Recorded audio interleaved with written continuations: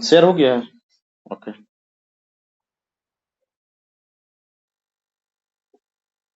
आ रहा है स्क्रीन? कोई बताएंगे नहीं क्या हो नो गया? सर, नहीं, अभी नहीं आ रहा। नहीं आ रहा है। नहीं आ रहा सर। ओके, एक मिनट देख लेता हूँ क्या प्रॉब्लम चल रहा है। तो इथिक्स कोई पढ़े हैं यूपीएससी में? इथिक्स में गांधी जी को पढ़ने के लिए है। कोई यूपीएससी का क्लास किए हैं कहीं? नहीं सर। उसमें गांधी जी के बारे में बहुत चीज पढ़ने के लिए है। गांधी जी के 7 पाप तो खैर है, वो जब भी सरकारी कार्यालय जाइए तो वहां देख लीजिएगा, लिखा हो रहता है गांधी जी के। गांधी जी ने माना था कि ये चीजें 7 पाप यही हैं। सब है क्या सर? पाप से डरो, पापी से नहीं, ऐसा कुछ? नहीं नहीं नहीं, वो नहीं है। वो तो आपके स्कूल में लिखा होगा। तो हम लोगों के समय भी लिखवाया था पेंटर को बुला के कि पाप से डरो, पापी से नहीं। नहीं, पाप से घृणा करो, पापी से नहीं। ये लाइन था, हमको याद है। तभी लिखवाया जाता है कि नहीं स्कूल में ये सब? आप लोग तो जाते हैं पढ़ाने के लिए। जो लोग टीचर हैं बताएं थोड़ा। क्या सर? ये लिखाया जाता है स्कूल में कि पाप से घृणा करो, पापी से नहीं। हाँ, गेस करिए। सुविचार में सर हाँ, सुविचार यही है लिखा क्या जाता है। सर? नहीं नहीं, वो नहीं है। नेट पे सर्च मारो ना, गांधी जी के 7 पाप दिख जाएगा अभी तुमको। तो हम लोग क्या करेंगे ना कि बीपीएससी में कुछ कुछ क्वेश्चन पूछा गया है गांधी जी के बारे में, ठीक है? तो एक बार तो सबसे पहले क्वेश्चन आपको हम एक दो सुना देते हैं पढ़ के कि किस तरीके के क्वेश्चन पूछे जाते हैं, क्योंकि गांधी जी का वो वाला एस्पेक्ट हम लोग डिस्कस करने नहीं जा रहे हैं जिसमें कि गांधी जी 1915 में भारत आए थे 9 जनवरी को। उसके बाद फिर 1917 में जो है कि उन्होंने असहयोग आंदोलन किया, फिर चंपारण किया, फिर खेड़ा किया। सॉरी, चंपारण किया, अहमदाबाद किया, उसके बाद खेड़ा किया, फिर असहयोग आंदोलन किया, फिर जो है कि सविनय अवज्ञा आंदोलन किया, फिर 1942 में भारत छोड़ो आंदोलन किया उन्होंने। तो ये वाला जो है ना, ये राजनीति वाला सेक्शन उनका नहीं पढ़ने जा रहे हैं हम लोग, गांधी जी का विचार पढ़ने के लिए यहाँ पे जा रहे हैं।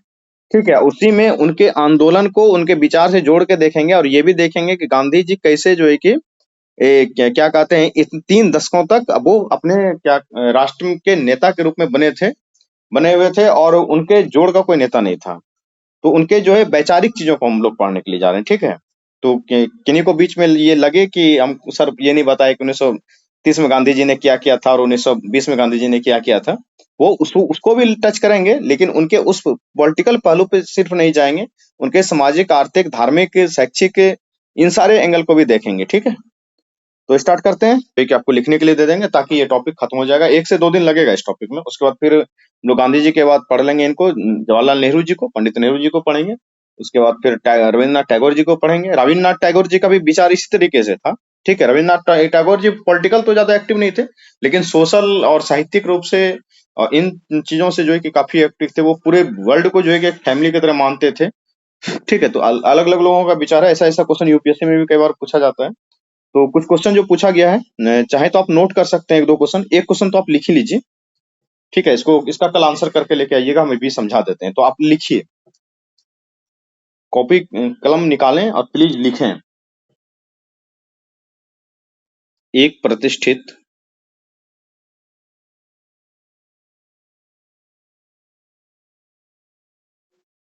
राष्ट्रीय नायक के रूप में गांधी जी की उदय के लिए उत्तरदायी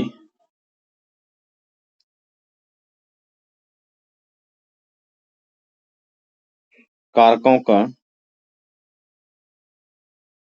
आलोचनात्मक परीक्षण कीजिए।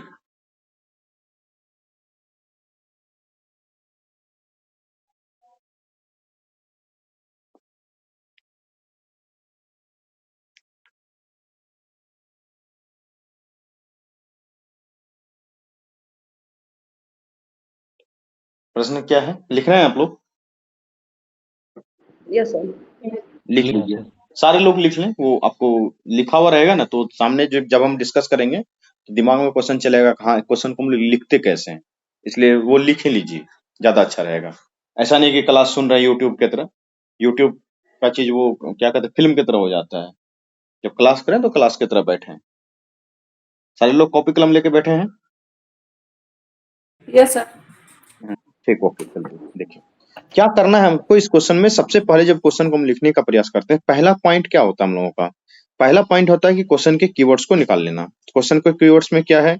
एक प्रतिष्ठित राष्ट्र नायक के रूप में, ठीक है, ये मतलब कि एक नेशनल लीडर के रूप में, जो रिस्पेक्टिव नेशनल लीडर होता है उसके रूप में गांधी जी के उदय के लिए मतलब कि जो राइज हुआ गांधी जी का जब उदय हुआ, जिसको बोलते हैं राइज होना, मतलब कि पॉलिटिकल करियर का बढ़ना, ठीक है, के लिए उत्तरदायी कारकों का मतलब कि उसके जो रिस्पॉन्सिबल फैक्टर्स थे, उसका जो है कि आलोचनात्मक परीक्षण करना है, यानी कि क्रिटिकली एनालाइज करना है उन चीजों को। तो क्रिटिकली एनालाइज वर्ड जहां भी आता है उसमें क्या करते हैं, उसके सकारात्मक पक्ष तो लिखते ही हैं, साथ साथ उसके कुछ नेगेटिव फैक्टर्स को भी उसमें डालते हैं कि गांधी जी को जोड़ तोड़ की राजनीति करने वाला भी लोग बोल देते थे, तो उनको भी देखेंगे और फिर उसको खारिज भी कर देंगे, नहीं नहीं गांधी जी ऐसे नहीं थे। ठीक है, सबसे पहले कि प्रतिष्ठित राष्ट्र नायक, तो प्रतिष्ठित राष्ट्र नायक को उभारने के लिए क्या करेंगे हम लोग?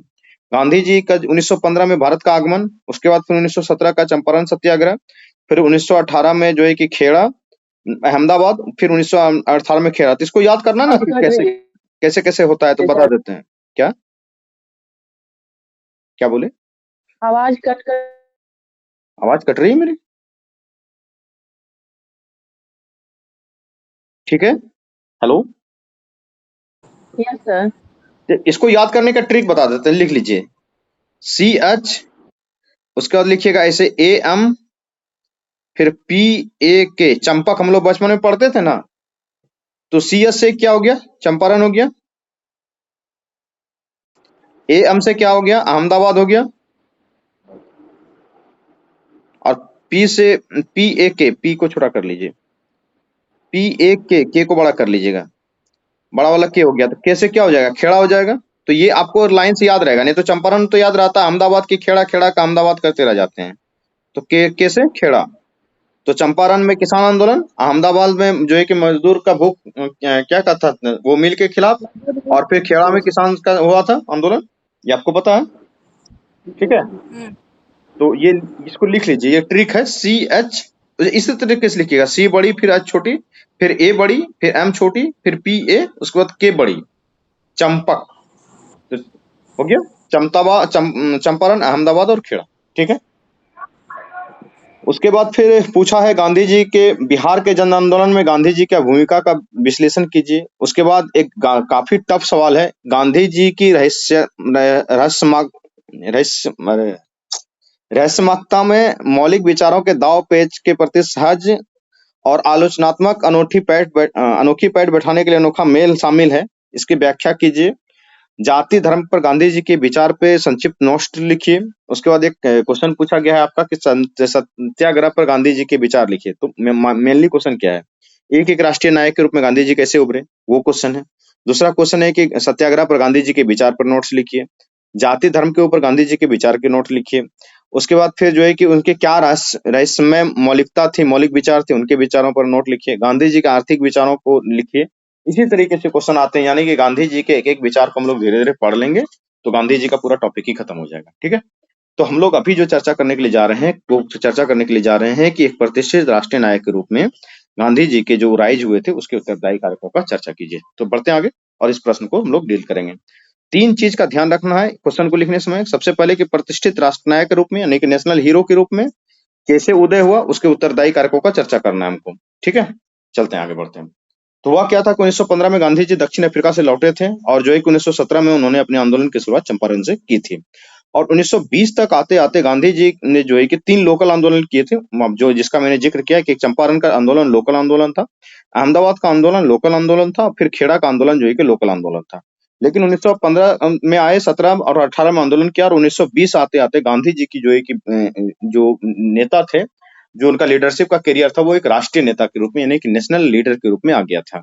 और जब 1920 से उन्होंने नेशनल लीडर के रूप में अपने करियर की शुरुआत की थी, और 1947 तक यानी कि आजादी के मिलने तक इसी के नेतृत्व में जो है कि और इन्हीं के मुख्य विचारों से ही आंदोलन को प्रेरित हुआ, विकसित हुआ और आगे बढ़ा। इससे पहले भी आंदोलन तो हुआ करते थे देश में, लेकिन इस लेवल के तो कोई आंदोलन नहीं होते थे, जो कि एक होता है आंदोलन है और एक होता है मास आंदोलन। ये स्क्रीन कट गया क्या?